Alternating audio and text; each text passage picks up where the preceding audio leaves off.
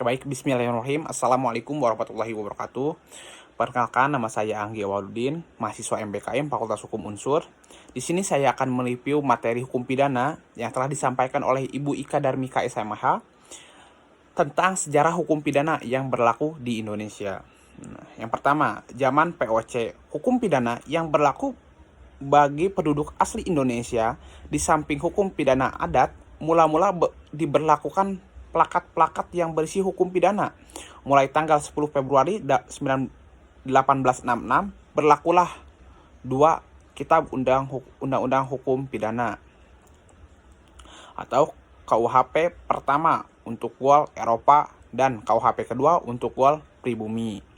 Nah, yang kedua, zaman Hindia Belanda, Prancis menjajah Belanda dengan membawa sistem hukumnya, lalu diterapkan di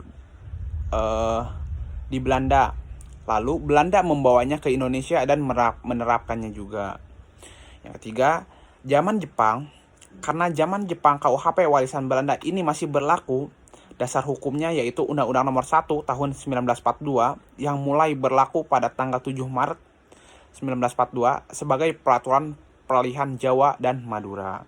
Mungkin yang terakhir, zaman kemerdekaan. Setelah merdeka, Kitab Undang-Undang Hukum Pidana masih berlaku di Indonesia sampai adanya sistem hukum yang baru. Nah, rancangan kitab Undang-Undang Hukum Pidana baru. Pada saat ini, Indonesia memiliki rancangan Undang-Undang KUHP baru pada tahun 1999 sampai tahun 2000 dengan sistematik sebagai berikut. Yang pertama, buku 1 mengatur tentang ketentuan umum. Buku 2 mengatur tentang tindak pidana. Definisi hukum pidana menurut ahli, menurut Profesor Mulyatno SHM, hukum pidana adalah bagian dari keseluruhan hukum yang berlaku di suatu negara.